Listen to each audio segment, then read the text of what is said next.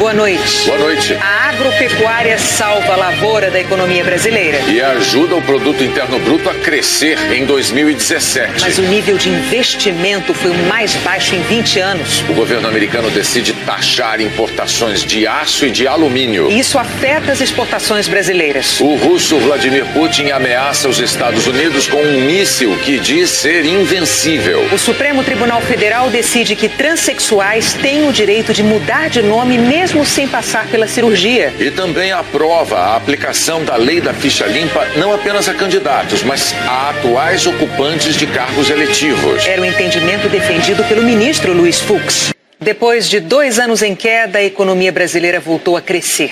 O resultado do PIB foi muito ajudado pela agropecuária e pelo consumo das famílias. O PIB cresceu 1% em 2017. E essa não é só uma estatística distante da realidade. No nosso dia a dia, já é possível ver o PIB, ouvir o PIB. Quem compra e quem vende já pôde notar que a economia esquentou. A praça de alimentação é um laboratório para os economistas. Quando sobra um dinheirinho no bolso, uma das primeiras atitudes do consumidor é passar a comer fora de casa. Por isso, esse é um setor muito sensível às mínimas oscilações da economia. É aqui, no balcão do restaurante, que pequenas mudanças dão grandes resultados. O consumo das famílias cresceu no ritmo do PIB, 1% também. E se na última parada, antes do estômago, é possível sentir esse calor, no lugar de onde veio essa comida, o ritmo do crescimento está mais quente ainda. A agropecuária teve alta de 13%. E foi de longe a principal responsável por essa reação nos números. Com o 1% de crescimento do PIB, 70% ou 0,7% foi devido à agropecuária. Os outros 0,3% ficaram espalhados em 0,2% de serviços, que apesar de terem tido um crescimento bastante modesto no ano, de 0,3%, tem um peso muito grande na economia. E para festejar essa conquista da agricultura, o cardápio é obrigatório. A produção de milho cresceu impressionantes 55%. Depois vieram a soja com quase 20% e a laranja com 8%. O desempenho do campo é ainda mais impressionante se comparado com o da indústria, que ficou estagnada no ano passado. Apesar de alguns avanços, o setor como um todo não conseguiu compensar a indústria de construção, que andou na contramão da economia e caiu 5%. Esse crescimento do PIB de 1% pode vir como um alívio depois de 2 anos de encolhimento. Mas o número ainda é pequeno, especialmente se comparado a outros países. O ranking do crescimento das principais economias do mundo em 2017 é liderado pela Romênia. O Brasil aparece em último lugar. E se compararmos o Brasil com o Brasil mesmo, a caminhada pela frente ainda é longa.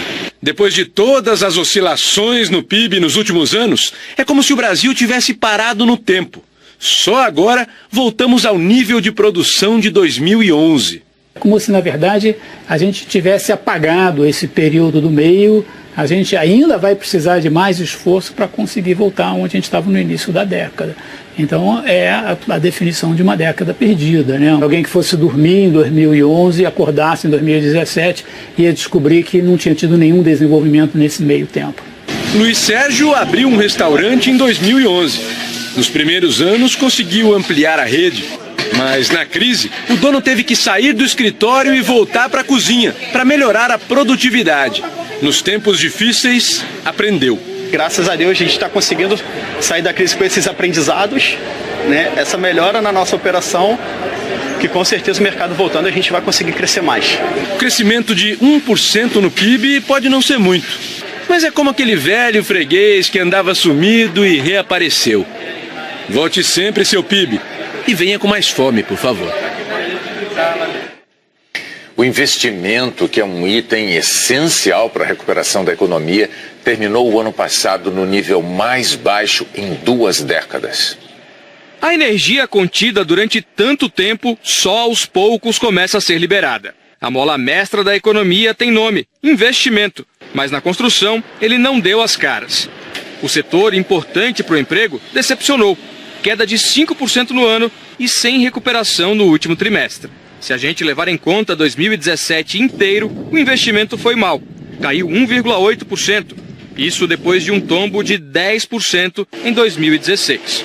No ano passado, a proporção de investimento no PIB ficou em 15,6%, a menor da série do IBGE. 4 anos seguidos de queda e a taxa de investimento atingiu um menor nível no ano de 17 em relação a toda a série que a gente tem calculado desde 96. Essa mola do investimento começou contraída em 2017, mas voltou a se expandir ao longo do ano. E no último trimestre, na comparação com o mesmo período do ano anterior, o investimento cresceu 3,8%.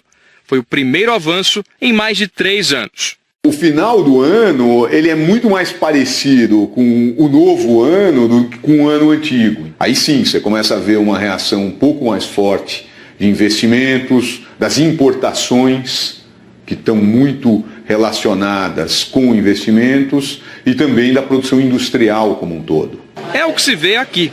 Foi depois de 5 anos importando produtos que esse laboratório alemão resolveu investir numa fábrica no Brasil. Com a retomada da economia, a multinacional ela entende que o cenário econômico fica mais seguro, então é um momento propício para a gente entrar com um investimento e preparar os próximos anos. Falta muito para voltar ao que era antes. Muitas fábricas ainda trabalham com capacidade ociosa, ou seja, com folga para aumentar a produção.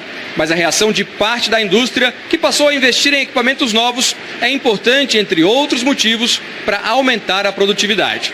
Nessa fábrica de chocolate, o crescimento do consumo afastou o amargor da crise e a empresa construiu uma nova unidade. Investimento, de fato, é o que sustenta crescimento no longo prazo. Então, se a gente tiver uma economia equilibrada com crescimento de consumo e investimento, a gente consegue vislumbrar esse crescimento mais para frente. O ministro da Fazenda comentou o resultado do PIB. Agora, com esta recuperação de 1%, crescimento positivo, o significado é que sair de menos 3,5% para mais 1, até aí um diferencial importante, de aceleração.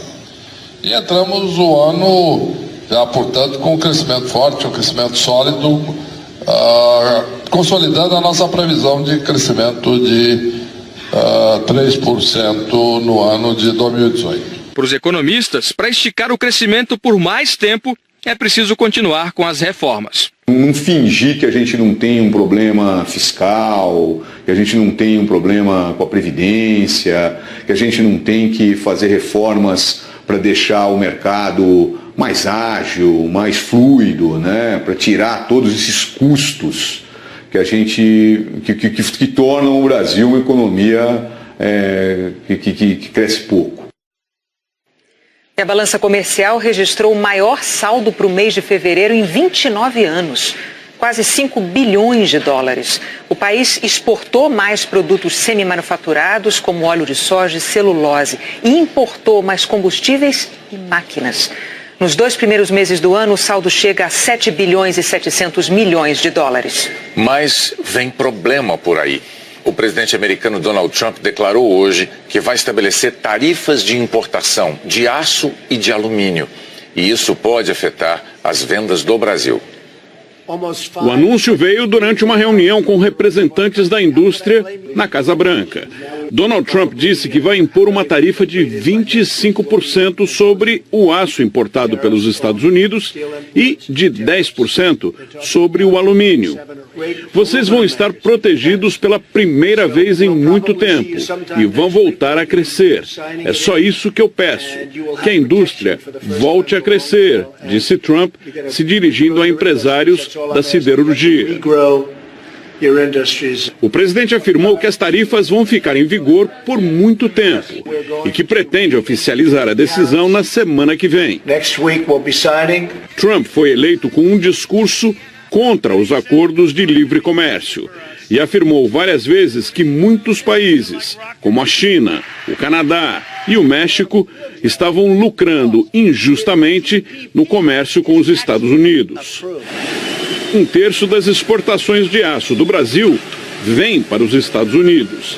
Trump não esclareceu se as tarifas vão valer só para alguns países ou se serão aplicadas a todos os exportadores. No governo americano, um grupo defende essa cobrança generalizada, mas um outro grupo, mais cauteloso, se preocupa com a possibilidade de retaliações comerciais por parte dos outros países.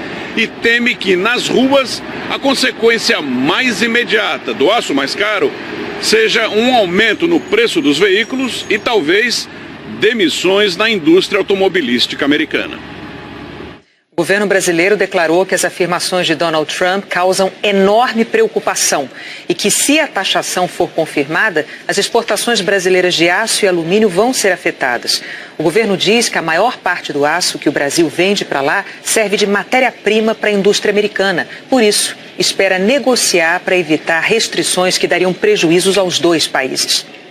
A Câmara dos Deputados aprovou a regulamentação de aplicativos para transporte de passageiros. Agora, o projeto só precisa da sanção do presidente Michel Temer para virar lei.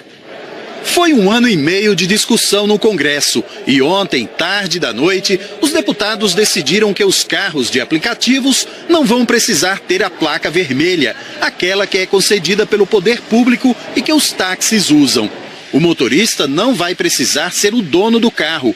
Poderá circular em mais de uma cidade, mas ele terá novas obrigações: apresentar certidão negativa de antecedentes criminais, se inscrever como contribuinte individual no INSS, contratar seguro de danos a terceiros e a carteira de habilitação terá que informar que a atividade é remunerada.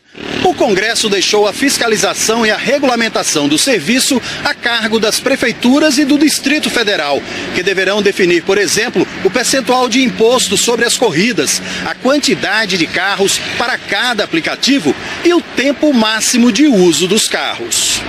Algumas cidades, como Brasília, já têm uma regulamentação em vigor. Aqui, os carros devem ter até 5 anos de uso e os aprovados na vistoria recebem um selo. A seguir, o Supremo Tribunal Federal decide que transexuais têm o direito de mudar de nome mesmo sem passar pela cirurgia. O russo Vladimir Putin anuncia um míssil que diz ser invencível. As eleições presidenciais de abril na Venezuela foram transferidas para a segunda quinzena de maio. Mas os dois maiores líderes rivais do presidente Nicolás Maduro continuam proibidos de disputar. O principal grupo de oposição ao presidente Nicolás Maduro convocou um boicote à eleição. Há pouco mais de 2 semanas da eleição na Rússia, o presidente Vladimir Putin apresentou um armamento novo que ele chamou de invencível e fez ameaças diretas aos Estados Unidos. A plateia era de parlamentares, mas bem que poderiam ser cabos eleitorais num comício de campanha. Durante 2 horas, Vladimir Putin apresentou as últimas conquistas e os projetos para o próximo mandato. Disse que já reduziu pela metade o número de russos vivendo na miséria desde que chegou ao poder no ano 2000. Quer repetir isso nos próximos 6 anos. Prometeu melhores salários para os professores e levar serviços de saúde para regiões mais remotas da Rússia. Mas Putin guardou o melhor para a segunda parte do discurso. Uma demonstração de poderio bélico, segundo ele, invencível. Armas como mísseis balísticos intercontinentais capazes de atingir qualquer ponto do planeta.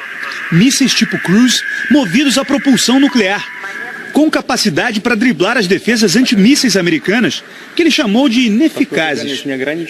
Drones submarinos e ainda armas a laser e supersônicas. Putin disse que as sanções econômicas impostas pelo Ocidente não foram capazes de frear a Rússia. E ameaçou: precisam entender que entramos numa nova realidade e que isso aqui não é um blefe. O Pentágono respondeu que já sabia do novo arsenal russo e que o povo americano pode ficar tranquilo. Daqui a 17 dias, Putin enfrentará outros 7 candidatos na 4ª eleição presidencial dele e poderá completar 1/4 de século no poder. Na prática, os outros candidatos não têm chance. Ontem, os oposicionistas se enfrentaram num debate que acabou mal. O direitista Vladimir Zhirinovsky mandou a jornalista Ksenia Sobchak calar a boca e levou dela um copo d'água na cara. Enquanto os outros batem boca, Putin curte os aplausos. O ex-líder da Catalunha desistiu hoje da presidência da região. Ele se refugiou na Bélgica em outubro do ano passado, depois de declarar a independência da Catalunha e de ser acusado de rebelião contra o governo espanhol. Hoje de manhã, numa votação simbólica, o parlamento da Catalunha elegeu Carles Puigdemont presidente. Mais tarde, ele anunciou que renunciava ao cargo e que indicava como sucessor Jordi Sànchez, que está preso, também acusado de rebelião. As chuvas dos últimos dias em Mato Grosso do Sul provocaram a queda de uma ponte nova. As aulas da Dulce já começaram há 2 semanas, mas ela ainda não foi à escola. De quem você está sentindo falta? Da professora. Não tem como passar ela por lá de lá do rio, né? Os moradores da zona rural de Jardim estão praticamente isolados. A ponte que dá acesso à BR-060 quase foi levada pela correnteza do Rio dos Velhos. A região é uma das maiores produtoras de grãos e gado de Mato Grosso do Sul. A gente só conseguiu retirar da lavoura aqui mais ou menos o equivalente a uns 35, 40 hectares. O resto da safra está toda aí. Essa ponte foi entregue em dezembro de 2014, pouco mais de 3 anos atrás. E ela faz parte de um conjunto de dezenas de outras que foram construídas no interior do estado. Cada lugar tem uma característica específica, o tipo de solo, a velocidade da correnteza do rio, tudo isso influencia na estrutura. Mas segundo o governo do estado, quase todas as pontes foram construídas com o mesmo projeto de engenharia. E essa aqui é a terceira que dá problema. Em Guia Lopes da Laguna, a ponte que foi projetada pela mesma construtora, a Cipave Incorporações, com sede em Brasília, desabou no início de 2016.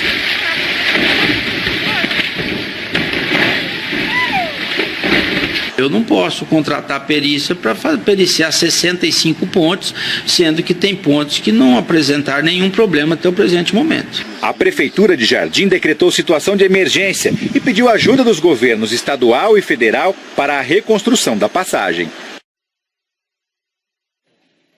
As pontes foram construídas durante o governo de André Putinelli, do MDB. A assessoria dele e a Cipave Incorporações não deram retorno aos nossos contatos.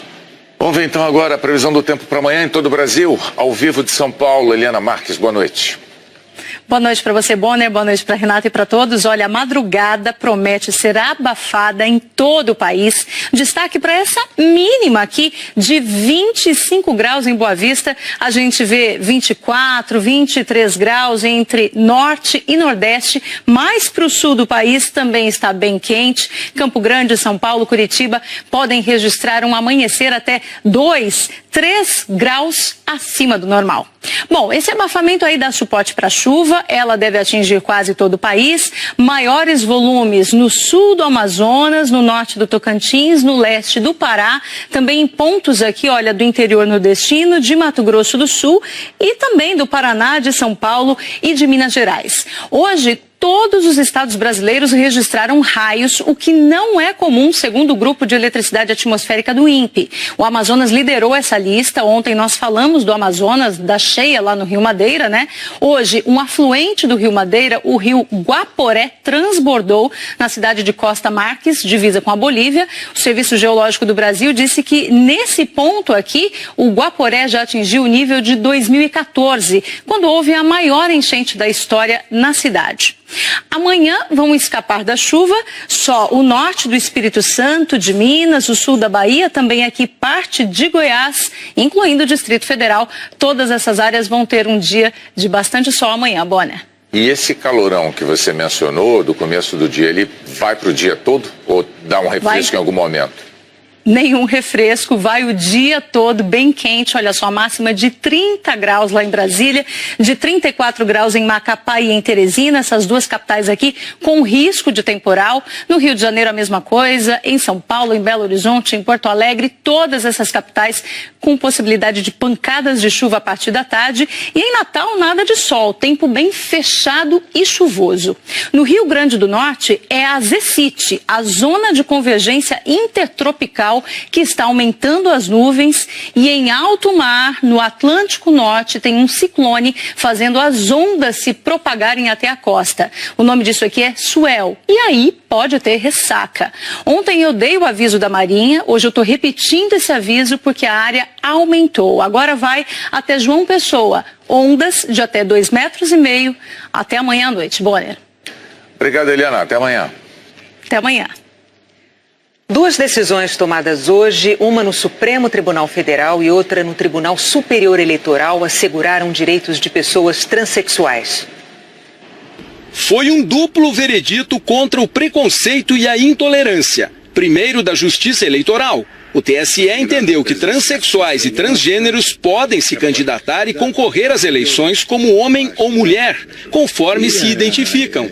Também poderão usar o nome social, aquele que eles mesmos escolheram, para se identificar nas urnas. O ministro relator Tarcísio Vieira de Carvalho disse que os transgêneros só precisam fazer a declaração de gênero no ato do alistamento eleitoral, 150 dias antes das eleições. Depois foi a vez do Supremo dar a palavra final sobre uma questão que atormentava transexuais e transgêneros: a necessidade de fazer cirurgia de troca de sexo para poder mudar o nome. Agora basta ir ao cartório para pedir a alteração da certidão de nascimento e, a partir daí, a mudança de todos os demais documentos. No julgamento que começou ontem, o ministro relator Marco Aurélio Mello disse que o tema é sensível e que não seria justo negar esse direito. Cabe indagar, mostra-se legítimo recusar a transexuais o direito à alteração do prenome e gênero no registro civil? A resposta é desenganadamente negativa. O ministro Dias Toffoli foi o único que não votou. Ele se considerou impedido porque, quando era advogado-geral da União, atuou nesse tema, defendendo o direito à mudança de nome, independentemente de cirurgia. Alexandre de Moraes, Rosa Weber, Ricardo Lewandowski e os outros 6 ministros da Corte acompanharam o relator. Luiz Edson Fachin disse que não é necessário fazer cirurgia para poder mudar de nome. De modo a reconhecer aos transgêneros que assim o desejarem, independentemente da cirurgia de transgenitalização ou da realização de tratamentos hormonais ou patologiantes, o direito à substituição de prenome e sexo direta e administrativamente no registro civil. Luiz Roberto Barroso disse que é preciso acabar com o preconceito. A causa da humanidade e o avanço do processo civilizatório consiste na superação dos preconceitos, dos que a gente traz dentro da gente mesmo e dos que a gente incorpora a partir da sociedade. O ministro Luiz Fux afirmou que o reconhecimento desse direito vai gerar felicidade a transexuais e transgêneros. Concretiza a dignidade da pessoa humana na tríplice concepção da busca da felicidade, do princípio da igualdade e do direito ao reconhecimento. Ao condicionar a retificação do gênero no registro civil, a realização de cirurgia ou a averbação de sua transexualidade, recusa-se amparo jurídico e institucional ao sujeito, perpetuando o sentimento de não pertencimento à sociedade. Celso de Mello disse que esse julgamento é uma questão de cidadania. É preciso conferir ao transgênero um verdadeiro estatuto de cidadania, pois ninguém, absolutamente ninguém, pode ser privado de direitos nem sofrer quaisquer restrições de ordem jurídica por motivo de identidade de gênero. O ministro Gilmar Mendes disse que é uma questão de proteção de uma minoria socialmente discriminada. Entendo, com base nos princípios da igualdade, da liberdade, de autodesenvolvimento e da não discriminação por razão de orientação sexual ou de identificação de gênero, que esta Corte tem um dever de proteção em relação às minorias discriminadas. O último voto foi o da presidente do Supremo. Carmen Lúcia disse que todos têm direito de ser diferentes. Somos todos iguais, sim, na nossa dignidade, mas temos o direito de ser diferentes em nossa pluralidade, em nossa forma de ser. Também hoje, os ministros do Supremo derrubaram a chamada modulação da lei da ficha limpa. Na prática, isso quer dizer que a lei vale não só para candidato nas eleições, mas também para os atuais ocupantes de cargos eletivos. Esse foi o entendimento defendido pelo ministro Luiz Fux, que é relator da matéria e é o presidente do Tribunal Superior Eleitoral. Por 6 votos a 5, os ministros do Supremo decidiram em outubro do ano passado que a lei da ficha limpa deve valer para políticos condenados por abuso de poder político e econômico antes de 2010, quando a lei passou a vigorar. A lei tornou o condenado inelegível por 8 anos.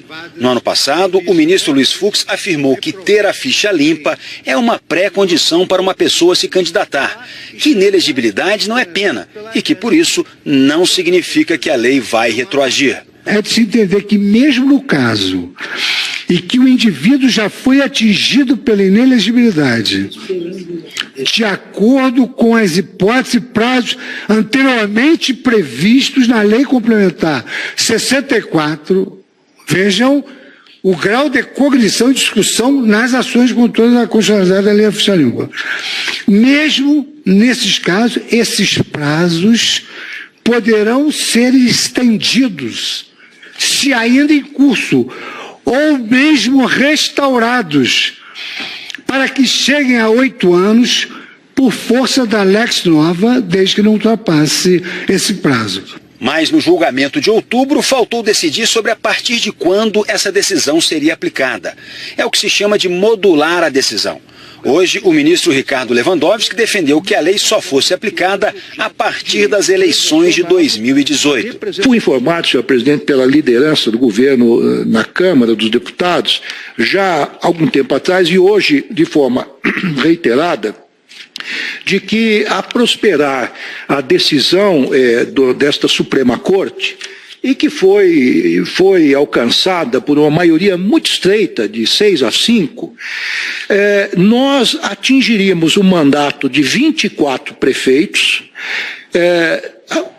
abrangendo cerca de 1,5 milhão de votos, um número incontável de vereadores e também não se sabe ao certo quantos deputados estaduais em exercício do mandato seriam atingidos. Os ministros Celso de Mello, Dias Toffoli, Gilmar Mendes, Marco Aurélio e Alexandre de Moraes manifestaram a mesma opinião de Lewandowski. Os ministros Luiz Fux, Luiz Roberto Barroso, Rosa Weber, Edson Fachin e a presidente do Supremo, Carmen Lúcia, ficaram contra. Fux argumentou que os candidatos que concorreram nas eleições passadas, apoiados em liminares da Justiça, sabiam do risco que estavam correndo e defendeu que a lei da ficha limpa seja aplicada a todos os casos anteriores a ela. Qualquer modulação esbarraria, digamos assim, num custo político gravíssimo de termos impedido várias pessoas de concorrer e, ao mesmo tempo, fechar os olhos para candidaturas eivadas de vício gravíssimo, reprovados por uma lei com um amplo apoio da soberania popular e chancelada a sua constitucionalidade. Então, Vossa Excelência. Não modulo. A lei da ficha limpa só poderia ser modulada com os votos favoráveis de ao menos 8 dos 11 ministros. Como apenas 6 ministros votaram a favor da modulação, prevalece a decisão tomada pelo Supremo em outubro do ano passado. Políticos condenados por abuso econômico e político, mesmo antes da aprovação da lei da ficha limpa, ficam inelegíveis por 8 anos, inclusive aqueles que foram eleitos nas eleições passadas. O Conselho de Administração do Tribunal Regional Federal em Brasília decidiu rever a distribuição de processos para a 12ª Vara, que foi criada para dividir os casos de corrupção com a 10ª Vara. Ontem, procuradores da República questionaram a distribuição, que acabou trocando de mãos processos importantes já em fase adiantada. Alguns até perto da sentença do juiz. Segundo os procuradores, normas do próprio TRF estabelecem que processos que já tiveram audiências ou interrogatórios não devem ser redistribuídos. Com a decisão de hoje, processos que envolvem o ex-presidente Lula, o ex-ministro Gedel Vieira Lima e o deputado Eduardo Cunha, por exemplo, podem voltar ao gabinete do juiz da 10ª Vara. O Tribunal de Justiça de São Paulo absolveu por unanimidade o ex-tesoureiro do Partido dos Trabalhadores, João Vacari Neto, no caso da Cooperativa dos Bancários, a Bancop. Vacari dirigiu a cooperativa e era acusado de lavagem de dinheiro, formação de quadrilha, estelionato e falsidade ideológica em 4 empreendimentos imobiliários. Ele tinha sido absolvido em primeira instância em abril do ano passado, porque a juíza Cristina Ribeiro Leite considerou a denúncia vaga e sem fundamentos. Mas Vacari não vai deixar a cadeia, porque ainda existe uma prisão preventiva contra ele na Lava Jato de Curitiba. Também foram absolvidos hoje o ex-presidente da OAS, Léo Pinheiro, e mais 10 acusados. A Polícia Federal e a Receita fizeram hoje a Operação Descarte contra o roubo de dinheiro público da limpeza urbana. Um desdobramento da Lava Jato originado lá na delação do doleiro Alberto Youssef. Policiais cumpriram 15 mandados de busca e apreensão em São Paulo e em Minas. A suspeita é que empresas de fachada simulavam a venda de mercadorias para superfaturar despesas e pagar menos impostos. São mais de 900 milhões de reais em notas fiscais com indícios de fraude.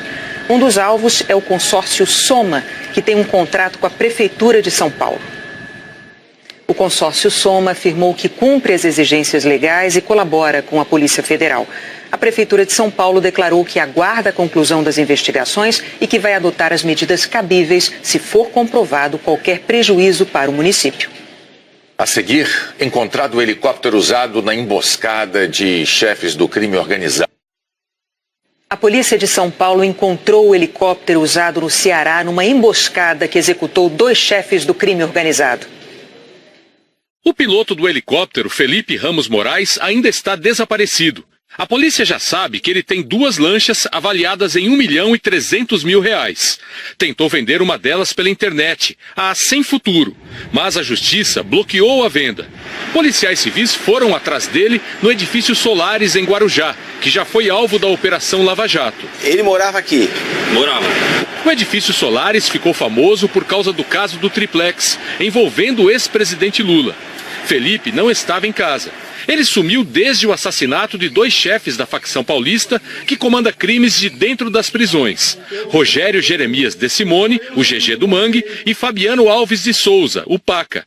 Eles foram executados na região metropolitana de Fortaleza há 2 semanas. Os policiais acreditam que o piloto faça parte da quadrilha e estavam em busca de armas, mas saíram do apartamento de Felipe levando só objetos pessoais.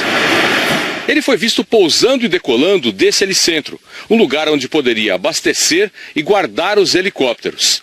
Depois do crime, a polícia veio até aqui, à procura do helicóptero usado na emboscada, a Paca e a GG do Mangue, mas encontrou aquele hangar vazio.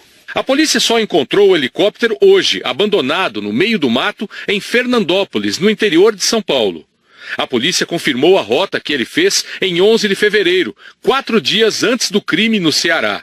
Ele decolou desse hangar em Arujá, na Grande São Paulo, e pousou no helicentro de Guarujá, no litoral paulista. Segundo a polícia, para buscar Wagner Ferreira Silva, o Cabelo Duro, suspeito de também ter participado da emboscada no Ceará.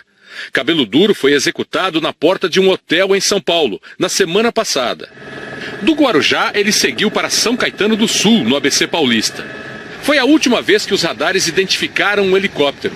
A aeronáutica acredita que para viajar de São Paulo até o Nordeste, Felipe tenha usado uma rota que fica fora da área de controle aéreo. Felipe já foi preso 3 vezes por envolvimento com o transporte de drogas. O presidente Michel Temer se reuniu hoje com governadores, ministros e presidentes do Legislativo e do Judiciário.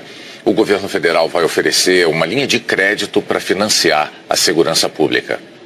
O presidente Michel Temer anunciou o empréstimo para os estados. Nós podemos ajudar a financiar os estados para o reequipamento das polícias locais, das polícias estaduais. Nós não poderíamos nos furtar a isto, tendo em vista esta angustiante preocupação que existe, devo dizer, em todos os estados brasileiros. A presidente do Supremo, ministra Carmen Lúcia, pregou união. Juntos seremos capazes de fazer muito mais.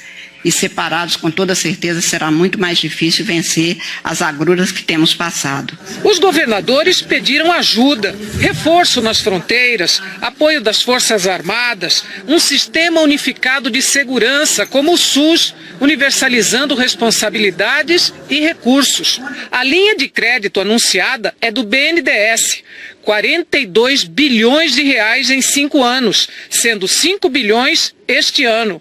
O ministro da Segurança explicou que o governo estuda uma saída jurídica para aqueles que estão com a corda no pescoço, impedidos de tomar empréstimos. E estudos estão sendo feitos entre planejamento e fazenda, para ver como é possível se obter, neste caso e especificamente, uma flexibilização dos limites. Mas quero deixar bem claro que a última palavra sobre isso pertencerá, por óbvio, à equipe econômica.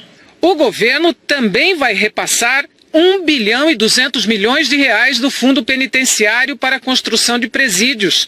O dinheiro para a intervenção no Rio, segundo o governo, está garantido e fora desse financiamento.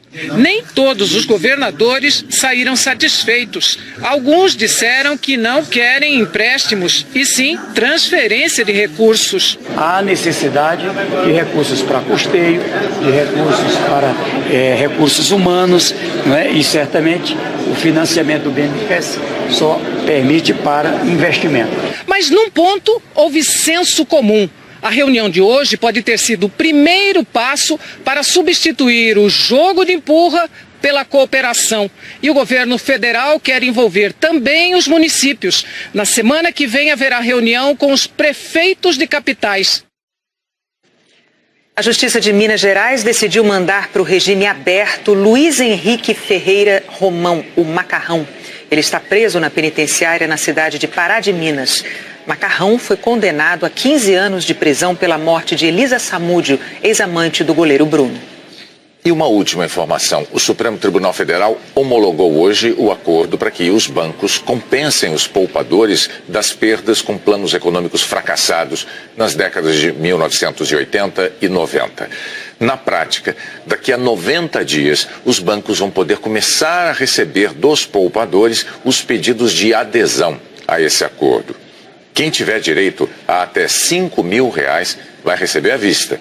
Acima disso, o pagamento vai ser parcelado. O Jornal da Globo é depois de Brasil a Bordo. Boa noite. Boa noite e até amanhã.